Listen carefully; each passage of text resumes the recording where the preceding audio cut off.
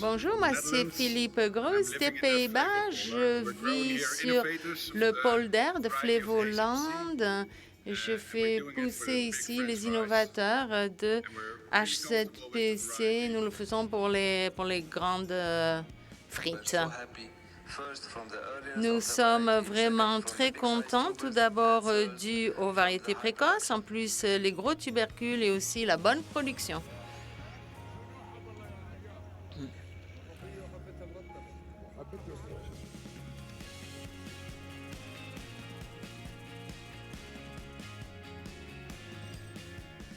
Sababa from Buenos Aires, Argentina. Moi, depuis l'Argentine.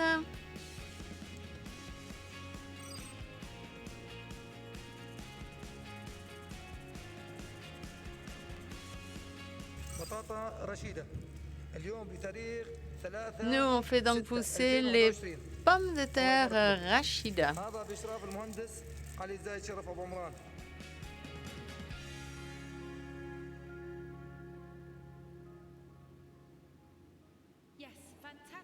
Bon, c'est vraiment merveilleux de voir les pommes de terre HZVC dans tant d'endroits différents. Je ne savais pas qu'il y avait tant de variétés. D'ailleurs, on sent vraiment l'enthousiasme des personnes qu'on a vues. Bon, maintenant, on va passer à notre première discussion autour de la table. On va parler de l'incubateur de pommes de terre.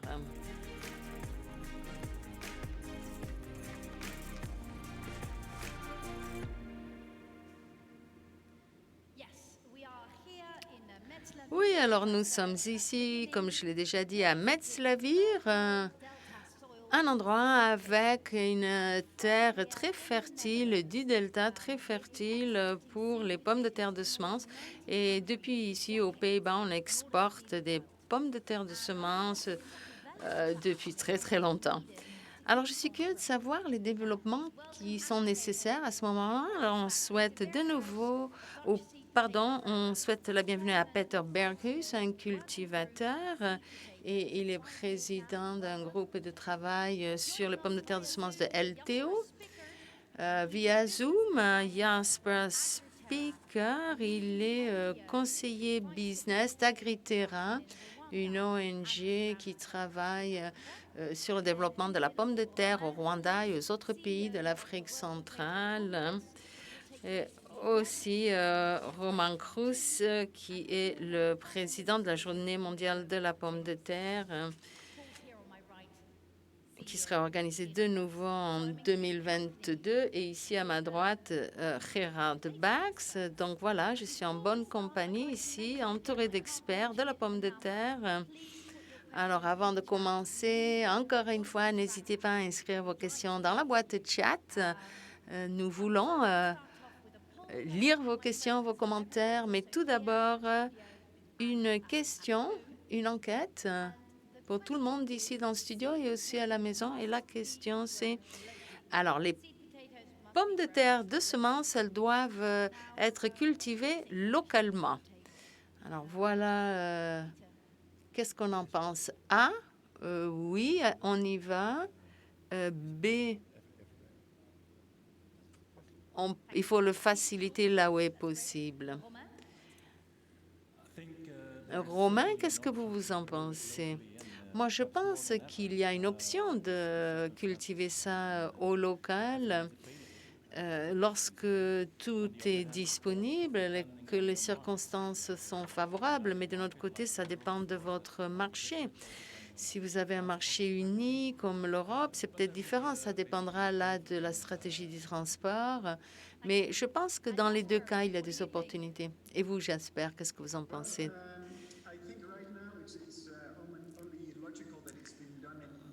Moi, je pense que pour le moment, c'est logique que ça a été fait aux Pays-Bas et dans d'autres pays européens, mais dans l'avenir pas trop lointain, ça sera tout à fait possible, non seulement au Rwanda, mais aussi dans les pays voisins, la République démocratique du Congo, l'Ouganda, le Kenya. Donc, c'est encore à petite échelle, mais le potentiel, il est là. OK, j'espère, on reviendra à ça dans une minute. Gérard, les résultats de cette question? Qu'est-ce que vous pouvez dire? Oui, il y a un grand groupe qui dit que lorsque c'est possible de cultiver localement, eh bien, il faut le faciliter. Je pense que ce message est clair. Moi, je pense qu'il faut bien étudier qu'est-ce qui peut être fait localement et voir si tout peut être fait localement ou pas. Bon, Romain, on sait que les Pays-Bas, c'est l'incubateur de la pomme de terre. Est-ce que c'est durable de continuer à exporter comme ça des pommes de terre de semences dans le monde entier depuis un tout petit pays? Ah oui, ben encore une fois, ça dépend où on veut exporter. Alors, la Belgique, c'est un grand client des Pays-Bas et on est voisins. Mais oui, si on parle d'autres parties du monde, de nouvelles régions de la pomme de terre potentielle en Afrique, en Amérique latine et même en Asie, je pense qu'il y a un changement très important qui va se présenter parce que ces pays, alors au départ, oui, les pommes de terre de semences seront peut-être importées depuis ici ou les semences même depuis ici, mais dans ces nouvelles régions, Kenya, d'autres pays de l'Afrique subsaharienne, eh bien, connaissent un développement rapide. Et là, ce n'est pas logique de les apporter là. Euh, il y a un pourcentage très élevé des tubercules qui sont composés d'eau. Et en plus, naturellement, les gens ne sont pas satisfaits d'importer des produits qu'ils peuvent cultiver de façon locale.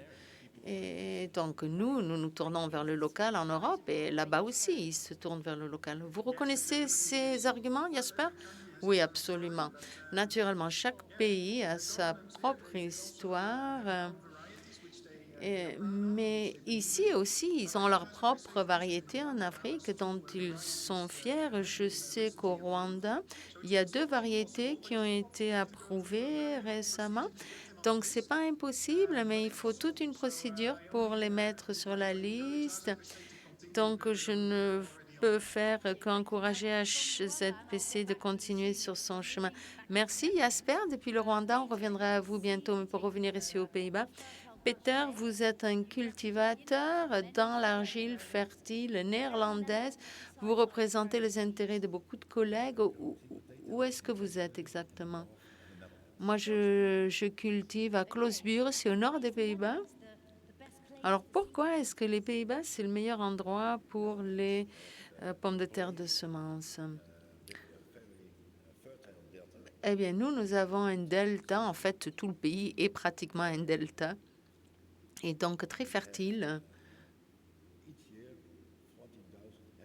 Et chaque année, nous avons 40 000 hectares de pommes de terre de semences ici. Et donc, c'est plus que n'importe quel autre pays. Et une grande partie des pommes de terre de semences employées dans le monde viennent d'ici. Et en fait, les pommes de terre de semences néerlandaises sont vraiment très importantes pour la production alimentaire mondiale. Ouais, donc, en fait, on prend cette argile et on pourrait peut-être, je ne sais pas, le souffler quelque part pour qu'il atterrisse ailleurs. Non, bon, ça, c'est des rêves. Mais bon, ça, c'est la cultivation aux Pays-Bas. Et Jasper, parlez-nous de la cultivation au Rwanda. Et est-ce qu'il est possible, enfin, comment est-ce que ça se passe au Rwanda? Alors, écoutez, déjà, c'est tout à fait possible, mais bon, s'il y a beaucoup d'agriculteurs dans la salle, il faut comprendre que la situation est entièrement différente. Alors, aux Pays-Bas, en Europe, on a des hivers parfois rudes. Ici, il n'y a pas d'hiver, il y a 2 ou 3 saisons par an. Et donc, il y a beaucoup de maladies, par exemple. Et donc, ça, c'est des difficultés pour les cultivateurs. Et en plus, le Rwanda a une population très dense. Les champs, donc, sont souvent très petits, souvent moins de 1 hectare, à côté, donc, d'autres cultivateurs qui font peut-être. Et donc, on peut imaginer qu'il y a beaucoup d'influence d'un champ à l'autre. C'est pas toujours positif et donc il y a beaucoup à faire en tant que réglementation, mais aussi en tant que développement des capacités, 90% des semences qui sont employées ici, en fait, c'est des héritages informels. Les gens, en fait, ils savent pas toujours exactement ce qu'ils font pousser. Alors ça, c'est une des difficultés aujourd'hui, mais c'est aussi vraiment le potentiel de l'avenir parce que les gens, ils sont vraiment prêts à plus inclure la pomme de terre dans leur alimentation. Et donc, en fait, on devrait investir dans le partage du savoir et des conséquences et des compétences. Comment est-ce qu'on peut s'assurer que ça se fasse comme il faut? Déjà, c'est les cultivateurs qui doivent mener la danse. On ne peut pas pousser les gens à faire ce qu'ils et elles n'ont pas envie de faire. Ils ont quelques coopératives.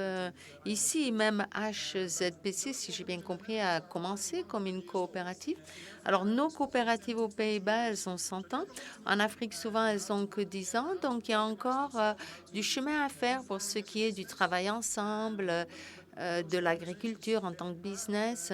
Cependant, les organisations qui vont dans ce sens, elles ont besoin d'un renforcement de capacité. Là, on peut aider, on peut faire passer de l'expérience. Merci, Jasper. Alors, Romain, comment est-ce qu'on peut accélérer ce travail? Écoutez, ça, c'est une question qui semble facile, mais la réponse est difficile. Nous savons tous que le monde agricole, c'est un monde traditionnel. On ne change pas les choses rapidement. Et c'est pour ça que, par exemple, cette conférence mondiale de la pomme de terre dont on a parlé, elle a développé une boîte à outils pour aider les gens à évoluer, à changer. Parce que je suis convaincue que si on parle de la pauvreté, si on parle de la faim,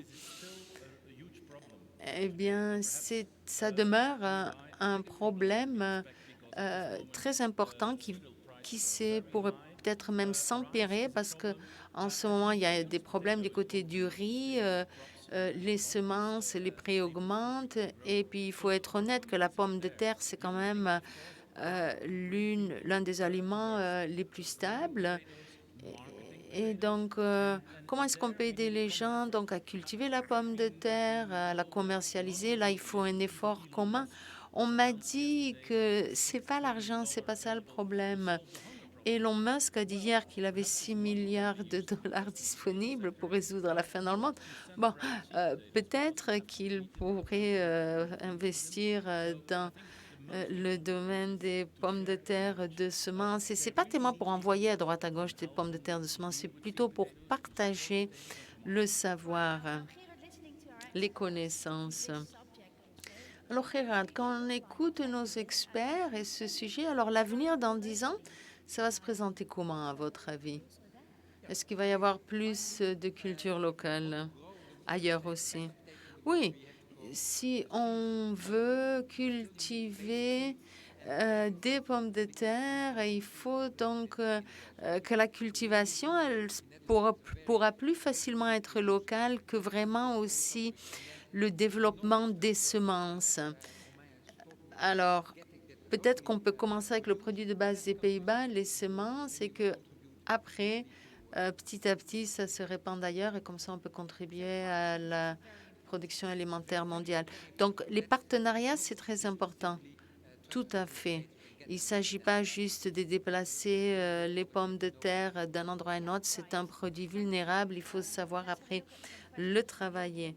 OK, on va passer à certaines questions du public. Alors déjà, là, un cultivateur néerlandais qui dit: est-ce que mon travail en tant que producteur de pommes de terre de semences est en danger? Alors, on va élargir Jasper. Alors, pour les cultivateurs en général, écoutez, moi, je vous parle depuis le contexte africain, mais franchement, je pense pas qu'il y ait un danger pour qui que ce soit. La question de la sécurité alimentaire est une question très importante les années à venir. Il y a vraiment beaucoup de pression sur les cultivateurs de la part des gouvernements, des consommateurs, et il faut donc des pommes de terre de semences de bonne qualité. Moi, je pense que surtout ici, dans cette partie du monde où l'économie elle est en train d'accroître fortement chaque année, et la consommation aussi, je crois qu'il y aura vraiment, il faudra beaucoup plus de demandes de pommes de terre, de semences depuis l'Europe. Peter. Non, non, je ne pense pas qu'il y ait un danger, mais c'est vrai qu'il y a des risques aux Pays-Bas. Nous avons beaucoup de savoir, beaucoup de recherche aux Pays-Bas et il faut bien l'employer pour résoudre les problèmes. Romain? Moi, je crois souvent on appelle maintenant les cultivateurs bien des entrepreneurs agricoles. Et c'est vrai, il faut faire face aux défis et il faut produire pour les régions qui en ont besoin. Mais il faut bien comprendre que les gens ailleurs, ils veulent une collaboration. Ils ne sont pas là à attendre qu'on leur apporte nos pommes de terre de semences. Les personnes ailleurs veulent participer au processus, elles veulent savoir ce qui se passe. Et ça, c'est un grand défi pour nous tous et toutes, développer des collaborations à pied d'égalité. Maintenant, il y a beaucoup de questions qui nous parviennent sur les pommes de terre. Mais d'abord, du sujet dont nous avons parlé pour le cultivateur de pommes de terre de semences, il y a des risques, mais les risques viennent plutôt de l'Occident. Nos sociétés ne reconnaissent pas l'importance et l'intérêt de notre business. C'est-à-dire cultiver des pommes de terre de semences pour les amener aux zones du monde qui en ont besoin pour alimenter la population. Ce n'est pas vraiment reconnu. Bien, ceci conclut notre première discussion de table. Merci beaucoup, Peter, Romain, Richard. Merci beaucoup de nous avoir communiqué vos idées. Maintenant, voyons ce qu'il en est de notre chef. Bonjour, Élise, ou Madame Turkey, c'est votre nom? Oui, c'est mon nom, c'est un beau nom pour un chef. C'est agréable de faire votre connaissance. J'avais compris que vous étiez une des finalistes d'un programme télévisé MasterChef, très connu, mais maintenant vous êtes avec nous. Oui, c'est bien ça. On a de la chance. Quel est votre ingrédient préféré pour faire la cuisine, hormis les pommes de terre? Eh bien, j'aime les agrumes, donc le citron, le limon et les oranges, ainsi que des herbes, l'huile de persil, donc c'est pas le persil frais, mais j'ai aussi un peu de jus de limon. Ah, ça a l'air délicieux. Qu'est-ce que vous allez préparer pour nous cette journée de la pomme de terre? Bon, je vais faire un gratin coloré avec du violet. Ah, des pommes de terre colorées, oui, il y en a de couleurs. Mais bon, c'est quel type de pomme de terre? Ah oui, c'est la pomme de terre hybride, la pomme de terre hybride.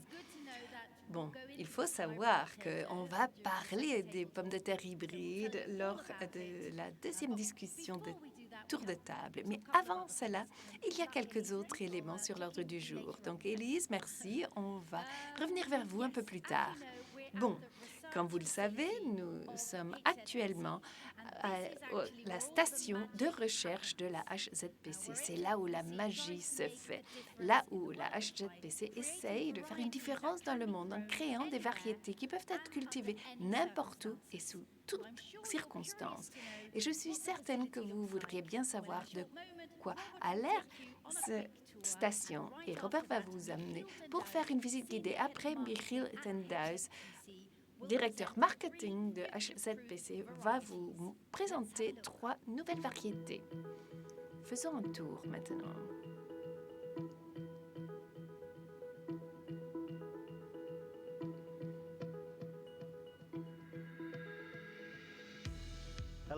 Bonjour, je m'appelle Robert Raveland. Bienvenue à l'incubateur. C'est le centre de recherche et de développement HZPC situé au nord des Pays-Bas où toutes nos variétés sont recherchées et où nous avons les connaissances que nous pouvons disséminées dans le monde entier. C'est ici aussi que l'on fait des recherches avec l'ADN, des données, et pour cela, il faut visiter le département bioinformation qui est situé au campus de l'Université de Wageningen. Bienvenue à Wageningen, je m'appelle Remco Ursem, je suis leader de bioinformatique. C'est une entité de recherche sur le campus de l'Université de Wageningen. Nous avons une antenne ici. Wageningen a une université agronome qui est parmi les meilleures du monde. Voici notre bureau, là où nous effectuons de l'analyse bioinformation et nous collaborons avec d'autres unités de recherche et d'autres sociétés pour faire nos activités de recherche. Nous séquençons l'ADN et nous faisons des analyses et en collaboration avec Metzlavier, nous essayons d'améliorer les variétés. Voilà, c'était pour Wageningen. On donne la parole à nouveau à Metzlavier. Bienvenue de retour à la station de recherche de la HZPC. Nous avons parlé de l'ADN, nous avons parlé des données et tout cela nous permet de créer des belles combinaisons de parents pour créer l'hybride parfait.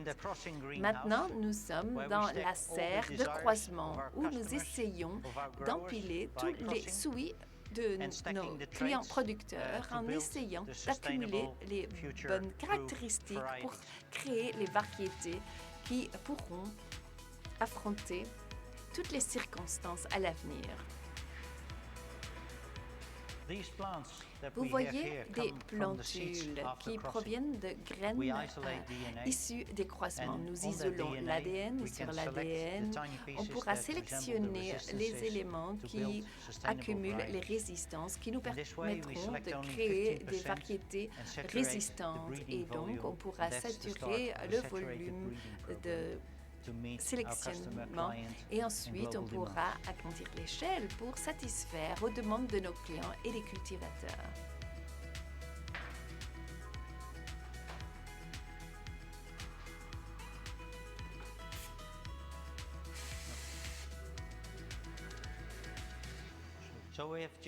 Donc, nous venons de voir les plantules. Notre système avec l'éclairage LED.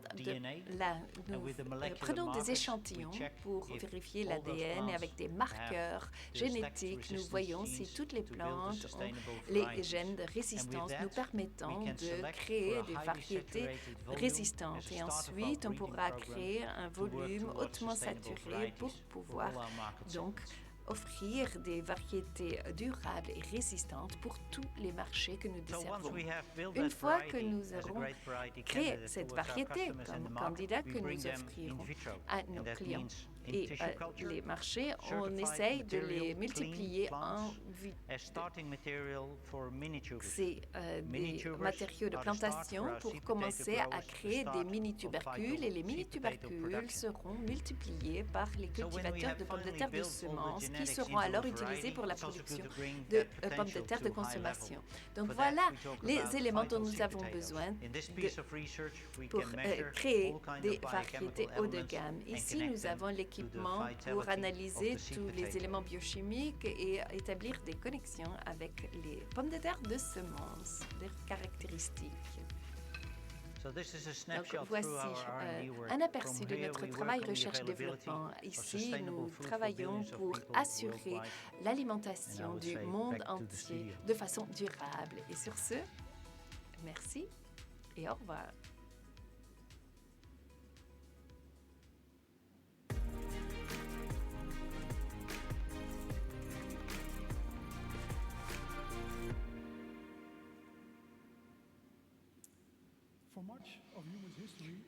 Pour une longue période de l'histoire des êtres humains, le monde était dominé par le sauvage. Il y avait beaucoup de forêts, de pâturages, mais depuis des siècles, ça a complètement changé par nous. L'être humain a changé ce milieu sauvage en terre arable. Si vous regardez 1000 ans, 4% de terre arable est utilisée comme terre agricole, mais maintenant, c'est 50%.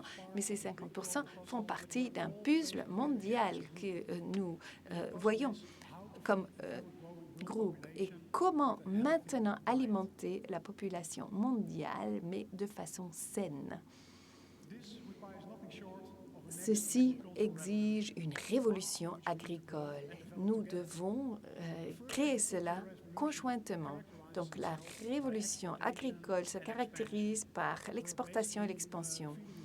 Nous alimentons le monde par le biais de l'exportation de forêts, d'animaux, d'océans, de biodiversité. Et entre-temps, nous déstabilisons notre climat. Nous le savons tous, l'agriculture dépend d'un climat stable, de saisons prévisibles. Et étant donné la situation, on ne peut pas continuer à puiser dans les ressources naturelles. Le moment est venu d'augmenter le rendement des terres arables tout en garantissant la protection de la biodiversité et faire de sorte que nous soyons plus efficaces avec les ressources disponibles. Comme vous le savez, les pommes de terre ont des bonnes caractéristiques. Ils consomment relativement peu d'eau si on fait la comparaison avec le riz ou le blé. Si vous regardez le riz, ils ont besoin de 1200 mètres carrés, alors qu'une pomme de terre, on n'a besoin que de 200. Et donc, la rentabilité est bien plus élevée. Comme je l'ai déjà dit, la pomme de terre a beaucoup de bonnes caractéristiques, comme vous le voyez aujourd'hui en regardant autour de vous dans cette station de recherche-développement ou dans le montage vidéo que vous venez de visionner. On essaye donc de créer les variétés de l'avenir et on fait des grands bonds en avant ensemble. Et quand je parle avec vous, les clients, les partenaires HSBC, pour essayer de bien comprendre ce dont on aura besoin à l'avenir. Sur ce, on a de belles variétés déjà à votre disposition. Il y a encore des améliorations à faire, mais on est dans la bonne voie. Maintenant, il y a quelques choses, quelques tendances dans le monde qui vont affecter ce qu'on fait. Donc, par exemple, le Green Deal, cette stratégie de la terre jusqu'à la fourchette, ou les populations qui veulent changer le régime alimentaire de la population. Ça crée des opportunités. Mais à d'autres endroits, il y a aussi des défis. Il faut nous repositionner et voir comment notre business va pouvoir être développé. Comme HSBC, il y a quelques défis dans la chaîne de valeur, mais il faut les identifier et voir que l'utilisation des produits phytosanitaires et utiliser les ressources disponibles de façon plus efficace. Maintenant, ces obstacles peuvent sembler énormes, mais parfois, on n'arrive pas à naviguer ce labyrinthe de règles et de lois qui changent sans arrêt. Mais lorsque je pense à ce que Desmond Tutu a dit, citation, nous pensons toujours qu'il faut faire des choses spectaculaires, mais si on se souvient que la mer est faite de gouttes d'eau et chaque goutte est importante, chacun peut contribuer, même si un petit peu. Et si on prend cela ensemble, on arrive à changer le monde. Donc, on garde cela à l'esprit. Et donc, on veut observer les variétés que nous avons aujourd'hui et que ça contribue à certaines caractéristiques qui permettent de bâtir un avenir meilleur. Et nous avons fait cela conjointement avec les partenaires dans la chaîne de valeur. Et on voit aussi s'il y a une bonne rentabilité en matière de récolte, entreposabilité et résistance aux maladies. Donc, première variété que je vais vous présenter. Est-ce que vous pouvez retourner en arrière d'une diapositive, s'il vous plaît? Voilà. Donc, première étoile, c'est Camellia, une des variétés les plus robustes que nous avons à proposer aujourd'hui. Encore une en arrière.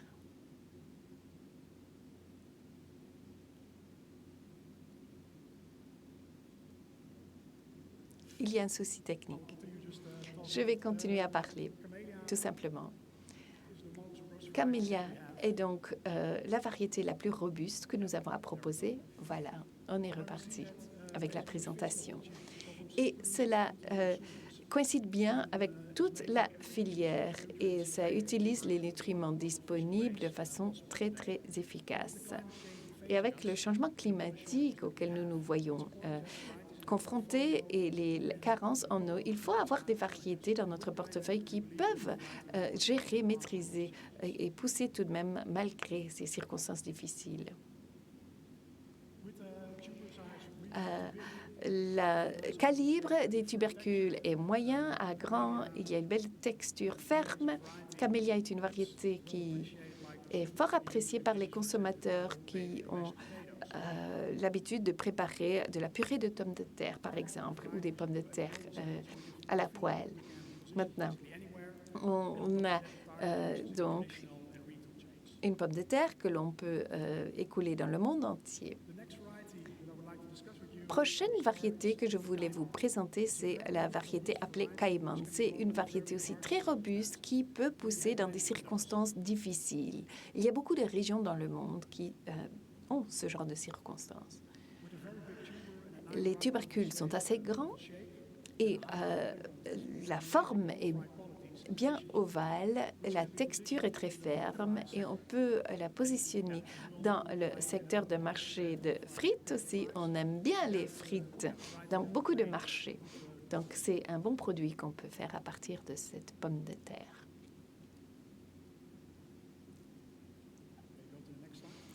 Passez à la diapo suivante, s'il vous plaît. Donc, la zone cible, c'est l'Europe, l'Afrique et l'Asie, et surtout dans les plats frais. Mais on peut aussi les produire comme pommes de terre biologiques. Et ensuite, dernière variété que nous voulons vous présenter s'appelle Emmanuel, avec une couleur bien jaune, un goût assez crémeux.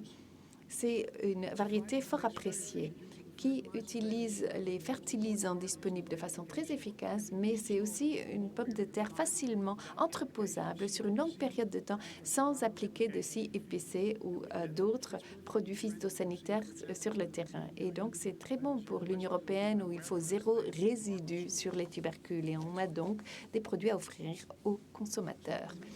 Donc, avec cette forme de tubercule longue, ovale et une peau assez douce, c'est aussi une pomme de terre qui se vend bien pour la pomme de terre de consommation. Maintenant, le marché européen est surtout visé, mais il y a un potentiel d'exportation vers des zones au-delà de l'Union européenne, surtout pour les pommes de terre à vendre en détail. Variété suivante.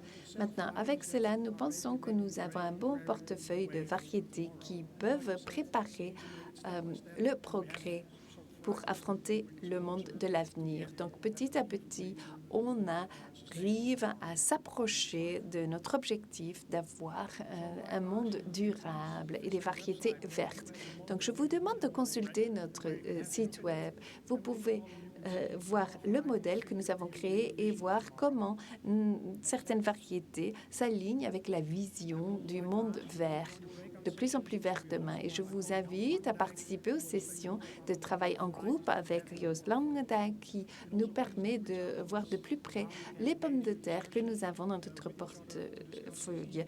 Et nous vous invitons aussi à entrer en contact avec nous pour échanger les idées sur arriver à créer un monde plus vert et meilleur à l'avenir. Merci beaucoup de m'avoir écouté. Et merci à vous, Michiel. Si vous avez des questions à destination Michiel, saisissez-les dans le boîtier de chat et vous trouverez réponse plus tard. Merci beaucoup. Donc, comme Michiel l'a bien dit, vous pouvez participer des sessions parallèles pour parler de ce sujet. Et ce sera après l'événement live que l'on organisera ces travaux en groupe. Vous allez bien? Il fait un peu froid ici, n'est-ce pas? Il fait un peu froid.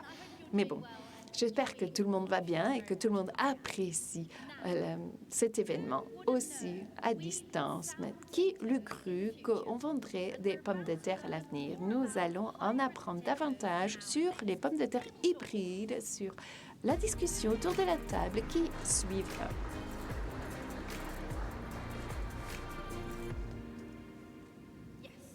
Voilà. Et il y a des voitures hybrides, des événements hybrides comme les Journées de la pomme de terre 2021. Le mot hybride s'entend partout. Mais qu'est-ce que ça veut dire pour nous? Eh bien, en réalité, il s'agit de l'amélioration en créant des hybrides. Et ça existe depuis très longtemps dans d'autres cultures. Et lors de cette discussion, on va parler de l'avenir, de l'amélioration végétale et je parle avec Rierat et les autres suivants. Niels Nauers, c'est PDG de Plantum. Il en sait tous du secteur des graines pour le développement durable et qui défend les droits intellectuels et de propriété des matériaux végétaux. Et à côté de lui, il y a Odd Froelich, leader de programme chez HZBC. Et depuis 2010, il travaille de façon passionnée pour développer des pommes de terre hybrides. Et quelqu'un qui nous rejoindra dans quelques instants par le biais de Zoom depuis l'Inde, c'est Davinder Singh Dosanjh, PDG de Mahindra en Inde, où ils vont commencer à planter des graines hybrides pour que davantage de personnes en Inde pourront manger des pommes de terre hybrides. Avant de commencer cette discussion, je tiens à vous rappeler que vous pouvez saisir vos questions par le biais du boîtier de chat. Maintenant, je vais commencer avec Art. Art, bienvenue. Merci. Est-ce que vous pourrez nous expliquer quelle est la différence entre l'amélioration de façon conventionnelle et l'amélioration par la méthode hybride? La méthode conventionnelle, c'est simplement sélectionner des plantes, faire des croisements et sélectionner ceux qui poussent le mieux par après. Maintenant, pour vous l'expliquer de façon plus claire, j'ai amené des dés. Vous allez faire un tour de magie? Non, non, non. Ce n'est pas si complexe que ça. Très souvent, on dit que c'est quelque chose de tout à fait nouveau, que c'est une révolution, mais ça ne l'est pas. Mais pour les pommes de terre, c'est quand même novateur. Normalement, dans l'amélioration traditionnelle, si je représente une variété à gauche et à droite, comme vous voyez les dés sur la table, c'est l'aspect qu'elles ont, c'est le goût.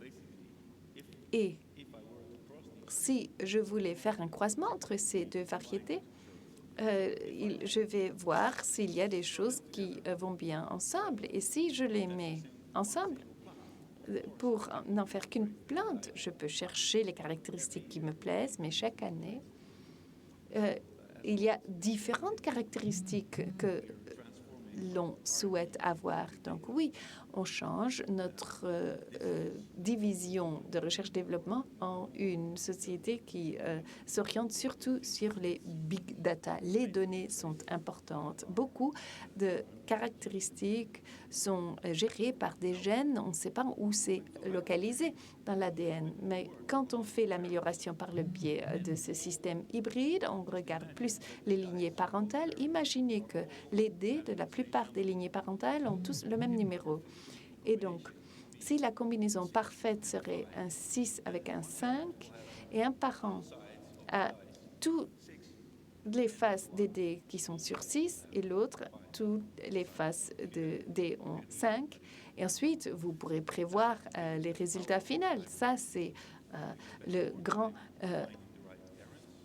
avantage de ce type de sélection. Donc, vous définissez les parents et vous saurez prédire quelles seront les variétés qui en découleront. Donc, n'oublions pas que c'est en fait les mêmes systèmes génétiques. Vous regardez la pomme de terre ici, c'est une pomme de terre qui est utilisée dans la cuisine et c'est une pomme de terre créée à partir de ces graines que nous avons cultivées. Voyons si Robert est encore dans la serre à côté, au milieu des plants de pommes de terre.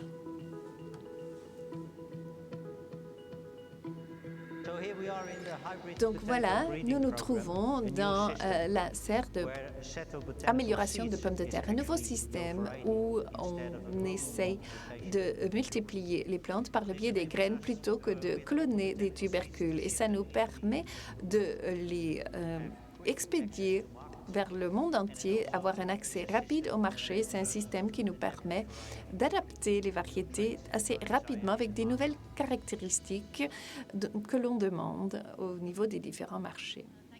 Merci beaucoup, Robert. Maintenant, Niels, Donc, l'amélioration hybride, est-ce que c'est vraiment si hors du commun? Est-ce que par le passé, on ne faisait pas ça très souvent avec beaucoup de cultures différentes? Oui, à peu près 100 ans.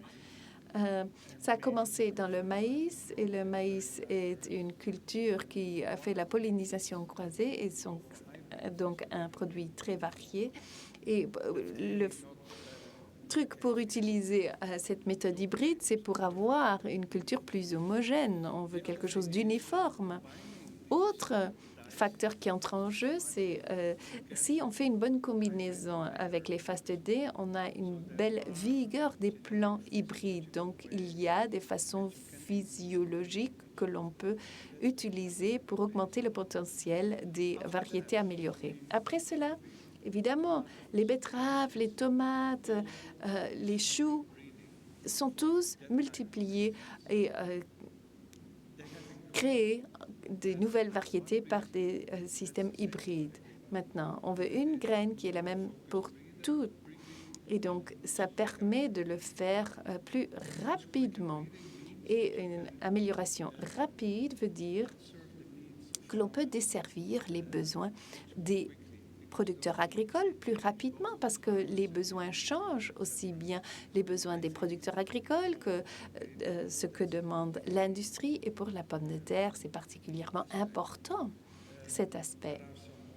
Il y en a d'autres, mais on aura le temps de les mentionner plus tard. Oui, merci beaucoup, Niels. Donc, les pommes de terre hybrides, j'entends qu'il y a des opportunités, mais où, comment? Bon, les opportunités sont pour l'alimentation. Donc, on veut avoir des gains génétiques. C'est une opportunité qu'on pourra exploiter partout où les pommes de terre se consomment. Mais ce qu'on peut aussi reproduire à chaque fois, c'est les graines des pommes de terre hybrides et utiliser les graines pour les faire acheminer vers les différents pays. Et donc, ce produit hybride permet d'avoir accès à des marchés qui ne peuvent pas être desservis par des tubercules, parce qu'il y a beaucoup de pays dans le monde qui ne permettent pas le transport de tubercules, mais qui autorisent les graines. Et donc, si on peut avoir des graines facilement, vous voyez des graines, ce qu'il y a dans ce conteneur représente plusieurs conteneurs de pommes de terre de semences. C'est bien moins volumineux. Et donc, ça ne veut pas dire qu'on remplace ce qu'on fait avec les tubercules aujourd'hui, mais on crée de l'accès à des marchés où on n'avait pas encore accès maintenant. Et cela vaut pour le centre de l'Afrique, le centre de l'Asie, comme l'Inde, par exemple. Il y a beaucoup de gens qui habitent là-bas. Ils ont besoin d'alimentation pour l'avenir. C'est vrai.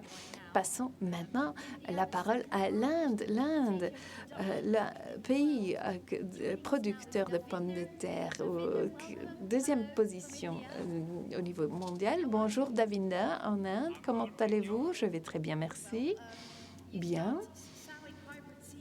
Vous avez commencé à semer des graines hybrides dans votre pays. Quelle est la valeur ajoutée pour ces graines hybrides pour l'Inde?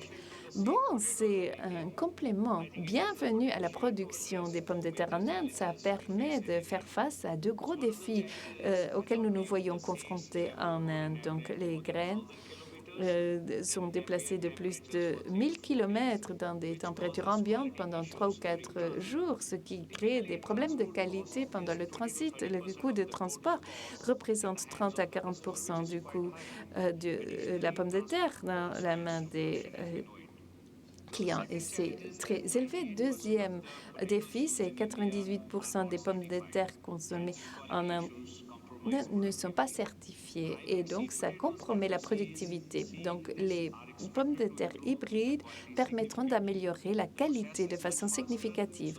Le processus est beaucoup plus rapide, moins de risques de maladie. Donc, les consommateurs consomment 50 000 tonnes de pommes de terre annuellement, et ça augmente, et on pense que dans les 20 années à venir, ça va doubler en volume. Donc, nous sommes très positifs par rapport à cette nouvelle technologie pour les pommes de terre en Inde, puisque on n'aura pas la capacité d'améliorer la production et la rentabilité. Et grâce à ces graines hybrides, on pourra le faire. Voilà, merci. Merci, Davinda.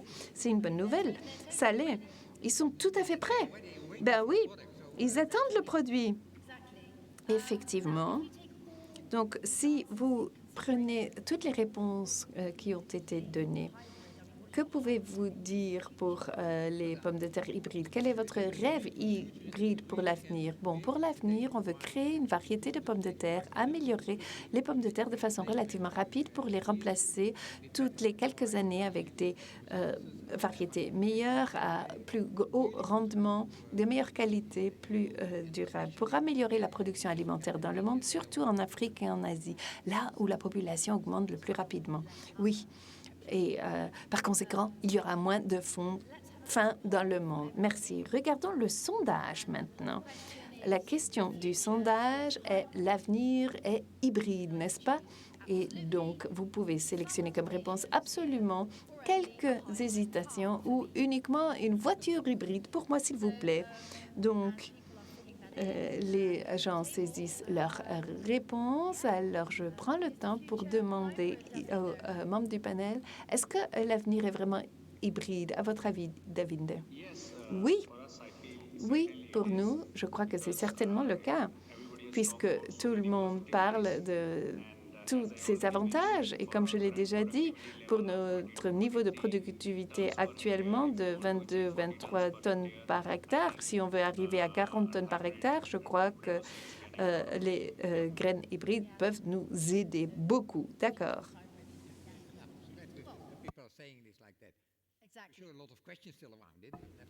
Oui, voilà ce que disent les gens. Effectivement, naturellement, il reste encore beaucoup de questions auxquelles il faudra répondre. Eh bien, tout ça, c'est positif. Alors,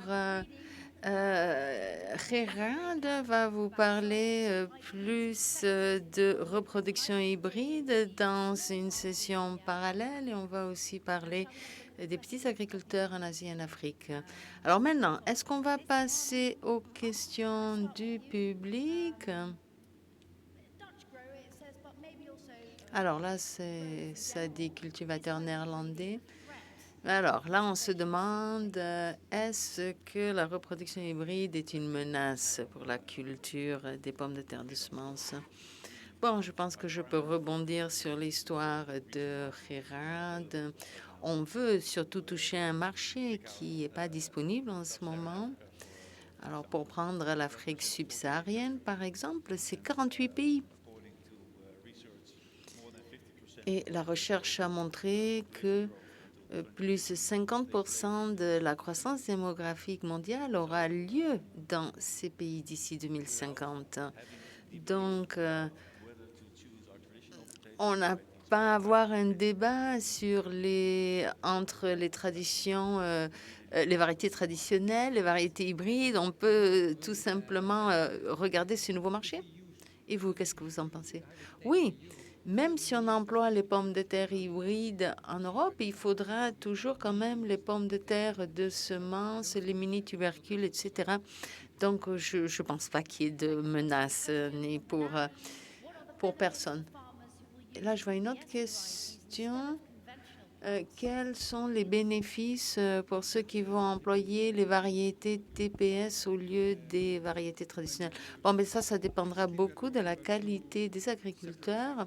On parle en fait d'un côté de reproduction hybride et de l'autre côté de l'emploi de véritables semences de la part des agriculteurs.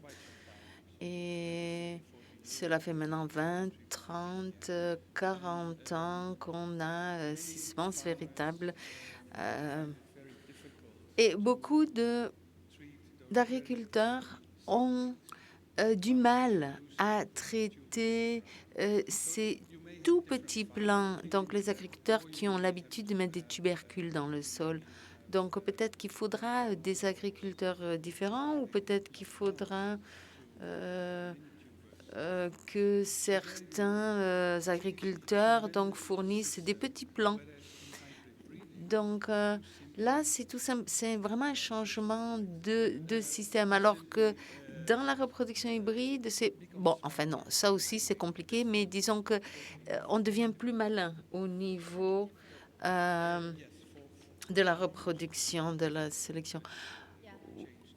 Oui, pour les agriculteurs, ça sera différent. difficile de passer vite fait aux semences. Une dernière question. Quel est mon avenir en tant que cultivateur de pommes de terre de semences lorsque les hybrides arrivent en semences? En fait, c'est la même question. Ben oui, apparemment, c'est un sujet qui intéresse, qu'on trouve. Oui, oui, naturellement, mais il y a aussi beaucoup d'opportunités. Si on peut accroître les variétés de par le monde, eh bien, il y aura vraiment beaucoup d'opportunités pour tous les cultivateurs pommes de terre de semences partout. Je vois vraiment beaucoup d'autres questions. Que choisir? Voyons voir.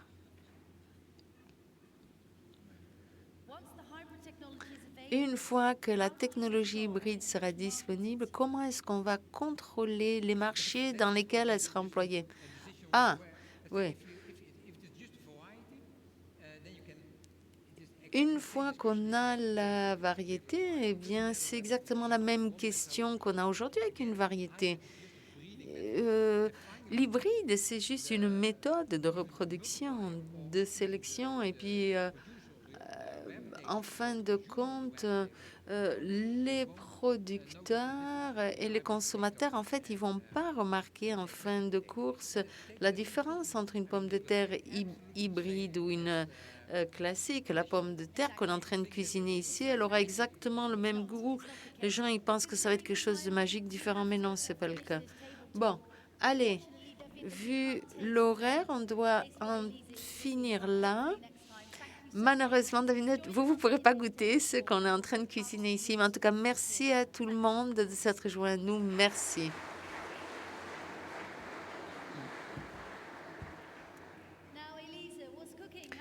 Élise, alors, comment ça va là, la cuisine? Eh bien, ça va très bien. Là, j'ai les purées de pommes de terre. Et là, non, ça sent vraiment bon. Et alors, cuisiner avec tant de personnes? Bon, c'est naturellement, c'est agréable, mais bon, c'est un peu différent que quand on est seul. Bon, en tout cas, ben, ça sent très bon. On pourra goûter dans une minute.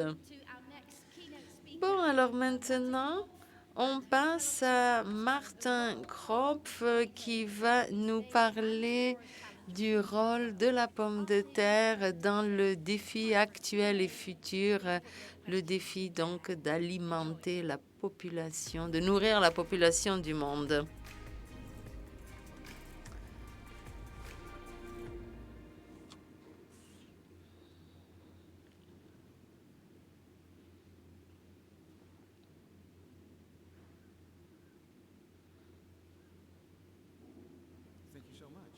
Merci. C'est vraiment merveilleux d'être ici. C'est ma première vraie réunion avec tant de gens là depuis très longtemps et je pense que beaucoup d'entre vous aussi et tant de personnes aussi qui écoutent d'ailleurs. C'est un vrai honneur que d'être invité ici à HZPC. Cependant, nous avons un lien de parenté. Mon beau-père avait plusieurs variétés de HZPC. Lui m'a appris à sélectionner les variétés de pommes de terre à genoux dans l'argile. Vraiment une merveilleuse expérience. Et après, quand j'ai étudié de façon plus théorique à l'université de Wageningen, eh bien, il m'a appris à cultiver. Quand on est un chercheur, il faut savoir. Là, je travaille à CGIAR, l'organisation pour la recherche mondiale, 90 pays. Et aussi l'institution, le CIP. On travaille avec vous tous sur les pommes de terre. Et en ce moment, on est en train de combiner les organisations. Alors, écoutez, tout ça, c'est très excitant, mais c'est peut-être plus excitant de savoir comment on fait ça. Et Gérard vous a déjà expliqué, il ne s'agit pas que de faire de l'argent, c'est une mission, vraiment nourrir le monde. Quand on parle de sécurité alimentaire et qu'est-ce qu'on peut en faire, eh bien, oui, il y a tant de personnes qui parlent des problèmes de nos jours. Bon, à Glasgow, ils en ont parlé toute la journée ces derniers jours. Et il y a tant de personnes qui cherchent des solutions. Vous en cherchez, nous, on en cherche aussi. Alors, le système alimentaire, quelle est la mission mondiale? En une phrase, il faut soutenir la transformation des systèmes alimentaires pour qu'il y ait des régimes alimentaires suffisants et sains et produits dans les limites de notre planète. Alors voilà, ça semble simple, mais c'est un immense défi. Alors, j'ai été rector magnificus à l'université de Wageningen pendant 10 ans. Et voilà, il nous faut le double avec la moitié des ressources. Il faut que tout soit fait 2 fois mieux. Alors, je vais vous expliquer un petit peu le défi déjà, parce que quand on est ici aux Pays-Bas, on a du mal à se rendre compte. Alors, ces 6 dernières années, je travaille au CGIAR et je voyage à tous les pays aussi, mais je fais aussi de la voile. J'aime faire de la voile ici dans nos lacs et notre mer, etc. Mais j'ai vu ce film, Une tempête parfaite, hein, la Perfect Storm, ce film, vraiment. Je le recommande, c'est effrayant. C'est 3 tempêtes qui ont lieu en même temps. Et bon, et vous imaginez après une barque coincée entre tout ça. Et pourtant, c'est bien la barque dans laquelle nous nous trouvons. Là, vous voyez ce beau voilier, eh bien, tout va bien encore. Cependant, la tempête s'approche, pas tellement aux Pays-Bas, mais en tout cas dans le sud mondial. Et je suis vraiment heureux que tant s'en occupe. Alors, la situation des gens qui ont faim, de 7 à 800 millions de personnes qui ont faim tous les soirs. Ça, c'est vraiment beaucoup de gens. On s'est à peine amélioré en 10 ans. Au Bangladesh, Pakistan et en Afrique subsaharienne, c'est là surtout qu'on ressent ce problème. Le problème, c'est que les 30 années à venir, il y aura 2 milliards de personnes de plus. Et elles seront où? Dans l'Asie du Sud, de nouveau, et en Afrique subsaharienne. Et après, il y a le changement climatique. Alors, tout le monde là en parle à Glasgow. Essaie de résoudre le problème, mais surtout en Asie du Sud. Et donc, dans ces pays africains mentionnés, eh bien, les cultures sont en train de souffrir. Alors, en Europe et aux États-Unis, on voit les rendements qui augmentent, mais en Afrique subsaharienne et en Asie du Sud, c'est le contraire. Et donc, il y a vraiment un grand défi pour la recherche. Et c'est pour ça qu'il faut travailler ensemble au niveau mondial. Et je suis heureux de voir que HZPC travaille sur ça aussi. Donc les défis sont immenses, mais c'est vraiment un travail nécessaire.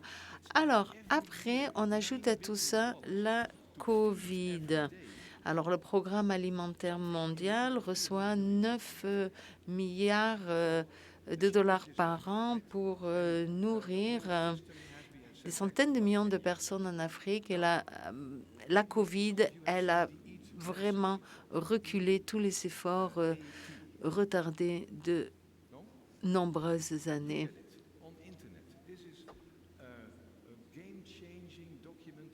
Alors écoutez, il y a un document sur les régimes alimentaires qu'on peut trouver sur Internet. C'est le rapport EAT-Lancet, si l'interprète a bien compris. Bon, pour moi, c'est trop centré sur l'Europe parce que, bon, il faut vraiment plus réfléchir à transformer les systèmes de façon réaliste. Cependant, avec le changement climatique, il faut bien comprendre que l'agriculture est non seulement donc impactée par le changement climatique, mais en plus que l'agriculture, elle contribue à peu près 20% des gaz à effet de serre et que ça va être encore plus à l'avenir. Donc l'agriculture, c'est super important. Et quand on regarde là la consommation d'énergie mondiale, on voit là 20% et GES 20%. Cependant, il y a certaines solutions. Mes collègues au Pérou m'ont envoyé ce transparent.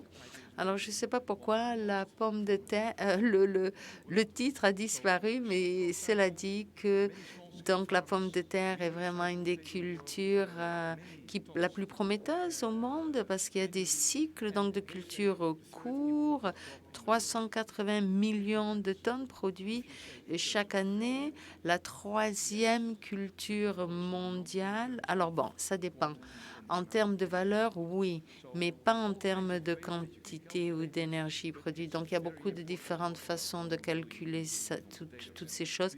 Mais il y a à peu près 1 milliard de personnes qui vivent de pommes de terre. Et bon, là, on va en goûter aujourd'hui. On le sent déjà ici, nous qui sommes ici dans le studio. Et je pense que tout le monde va être prêt à goûter.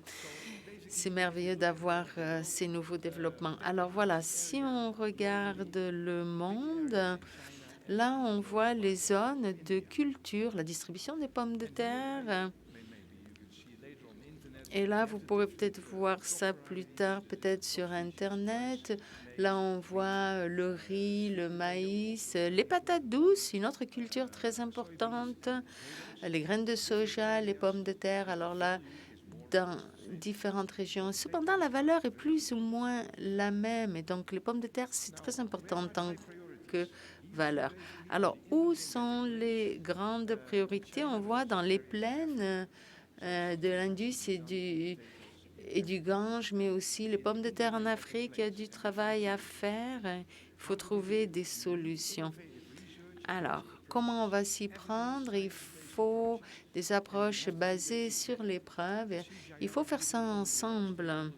CGIAR, nous, on travaille avec nos parties prenantes. On est une organisation de taille moyenne, 10 000 personnes. Cependant, on est sur le terrain dans de très nombreux pays. On travaille ensemble avec les agriculteurs et les secteurs privés et publics.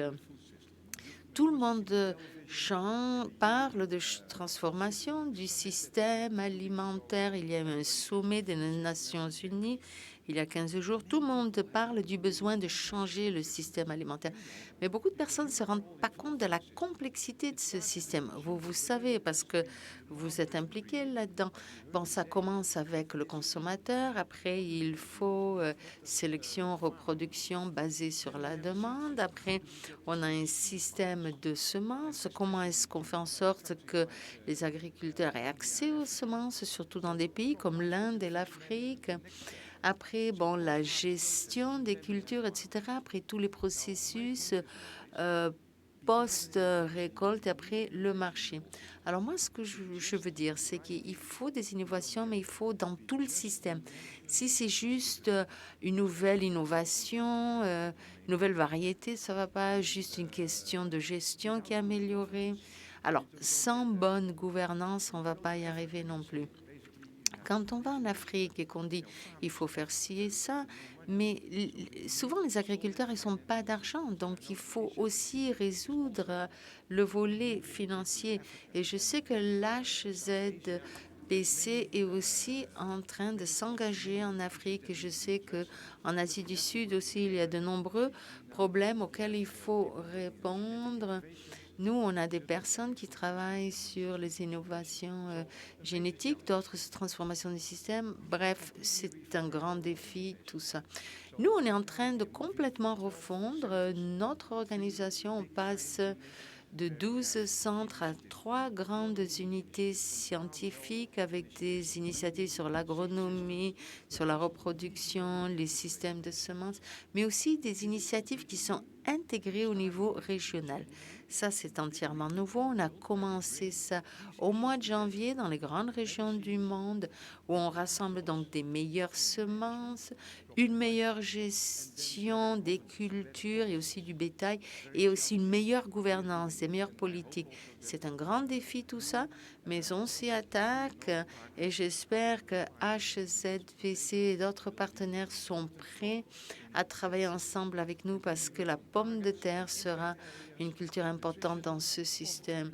Et après, là, on vise, vous voyez à l'écran, la nutrition, la santé, sécurité alimentaire, réduction de la pauvreté, l'égalité au niveau du genre, l'adaptation climatique et la santé de l'environnement et de la biodiversité. Alors là, la science, elle peut vraiment aider. Beaucoup de personnes sont très pessimistes. Moi, je demeure toujours optimiste et la science, elle peut vraiment aider. Voilà les régions où on travaille. Franchement, toutes les régions difficiles du monde.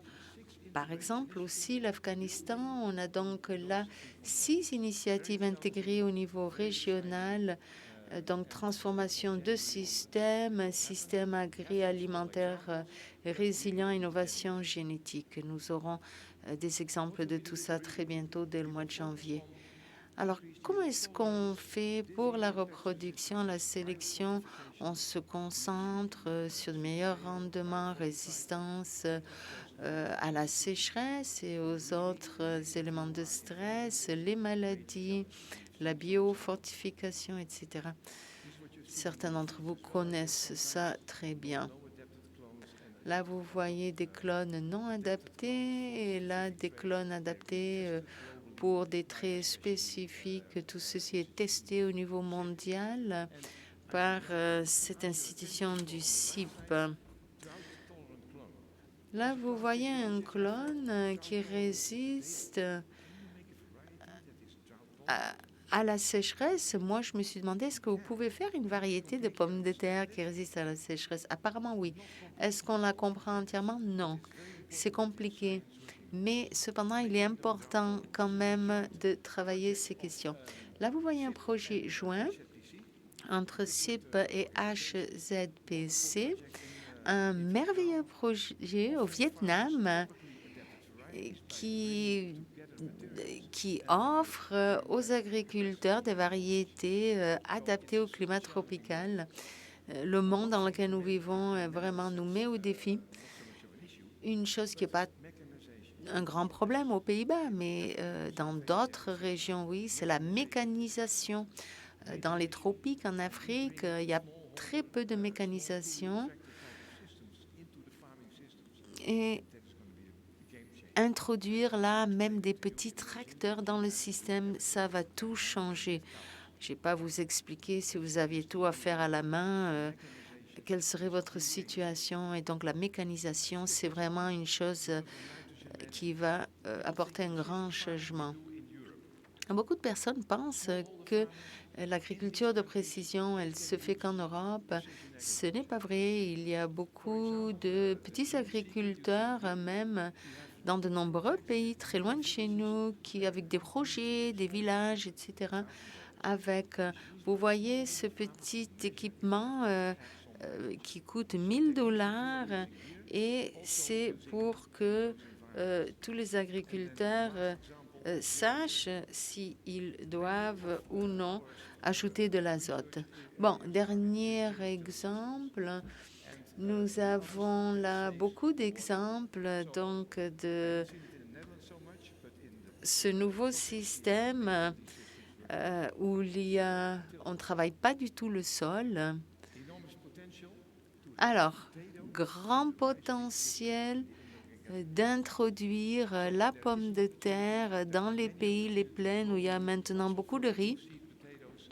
Il y a beaucoup d'opportunités au niveau mondial pour les nouvelles pommes de terre de semences et les nouvelles semences.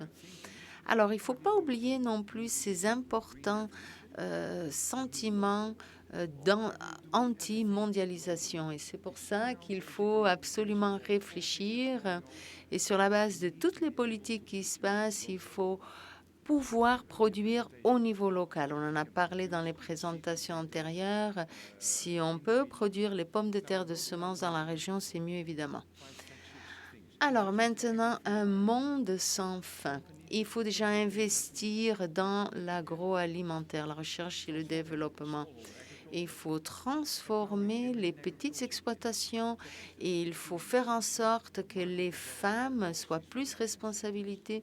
Il faut aussi de bonnes incitations pour le marché et au niveau politique aussi. Et moi, je voudrais voir le Nord et le Sud mieux travailler ensemble pour résoudre ces défis. Il y a de grands défis, mais on peut le faire ensemble. Les années à venir et les entreprises comme HZPC peuvent nous aider.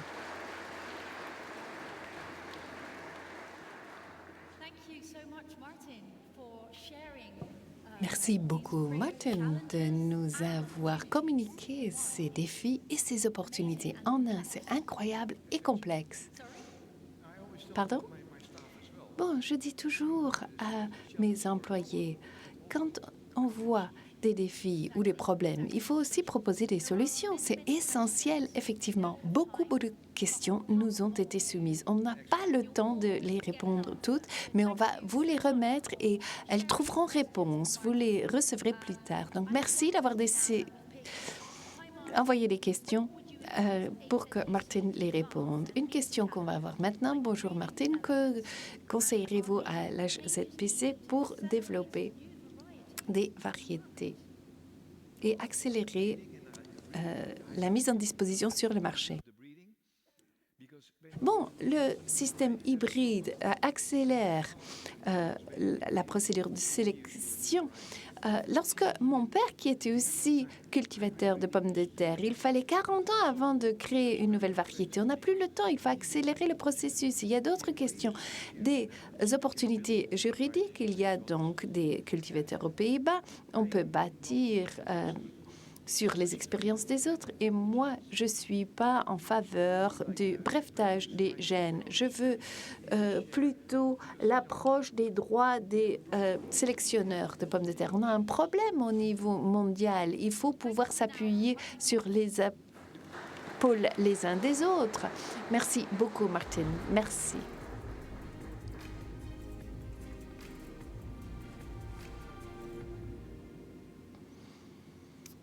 Le prix des cultivateurs.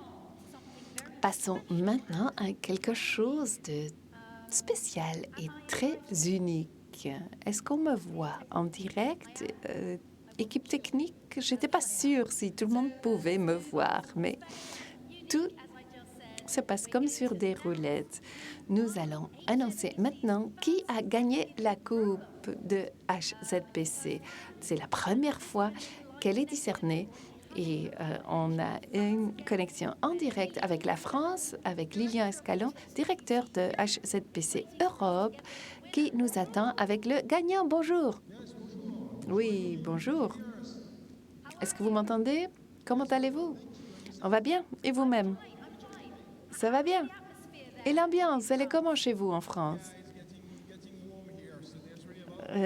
Ça commence à chauffer ici, donc il y a beaucoup de monde. C'est bon d'être ensemble. Ah, on a besoin d'un peu de chaleur parce qu'ici, il fait plutôt froid.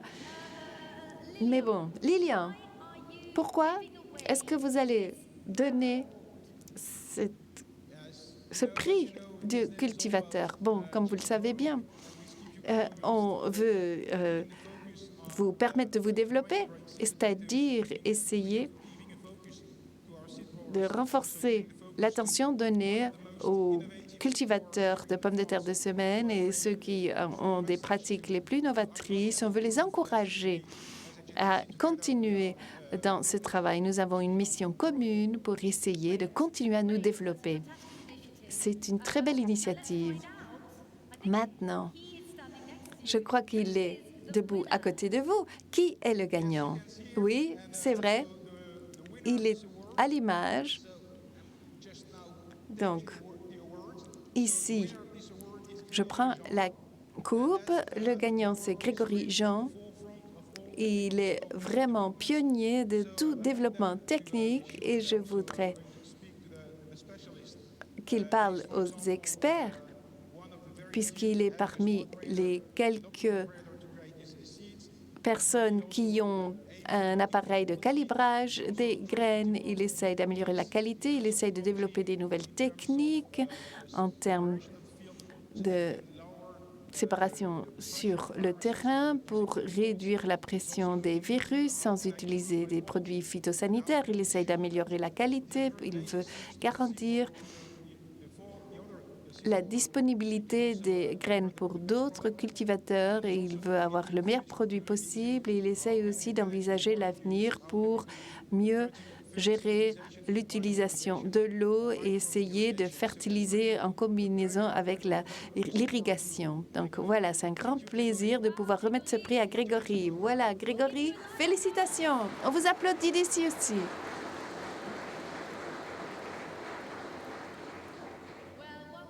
Eh bien, encore une fois, félicitations à Grégory et continuez à faire ce bon travail en France. Au revoir et merci. Je ne parle pas plus de français que ça. Voilà. J'ai chanté des chansons en français, mais pas aujourd'hui. Donc, maintenant.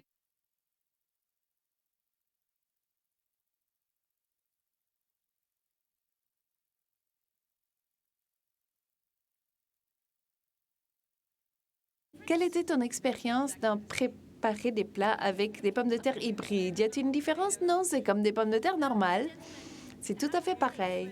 Messieurs, dégustez. Quelles sont vos premières impressions? Je voudrais bien le savoir. Ne vous inquiétez pas, ceux qui sont ici dans le public, vous aurez l'occasion de savourer aussi.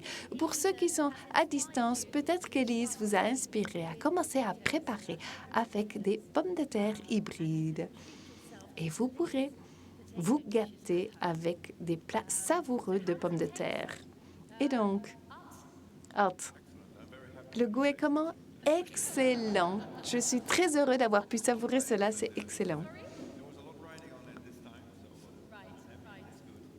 Bon. Et Gerard, c'est très bien préparé. Mais que ce soit une pomme de terre hybride ou une autre, je ne pensais pas qu'il y aurait une différence. Non, pas de différence. Je vois que Niels est tout content. Oui, je crois. Comprendre tout de suite pourquoi elle a gagné ce concours. Elle a presque gagné. Elle gagnera. Bon, pour moi, elle a gagné. D'accord. Pour moi aussi, elle a déjà gagné. Et alors que nos invités savourent les préparations d'Élise, nous sommes arrivés presque à la fin de la journée de la pomme de terre 2021. Oh, dommage, le temps s'écoule très rapidement quand on s'amuse. Mais merci beaucoup de vous être joints à nous à distance. J'espère que ça vous a inspiré et que ça vous aidera à continuer à vous développer avec nous conjointement. C'était bon de vous voir, de voir ceux qui étaient présents dans le studio et ceux qui sont avec nous en ligne dans les 4 coins du monde. Et on a une dernière question de sondage. Et c'est une question d'évaluation. Comment est-ce que vous noteriez la qualité de cet événement, la journée des pommes de terre live? Qu'en pensez-vous? Donnez-nous vos points. Merci de réagir. Et les sessions parallèles vont commencer directement après cette session. Il y aura des présentations de contenu sur les concepts Even Greener et les pommes de terre hybrides.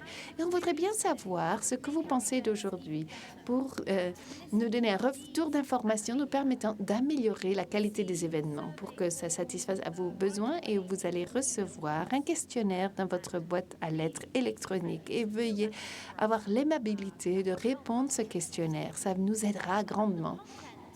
Et pour ce qui est du contenu qui a été communiqué aujourd'hui, on le mettra à votre disposition sur notre site web aussi. Donc, vous pourrez le revisionner autant de fois que vous voulez. Donc, merci à vous. Merci à Élise, Lady Turkey.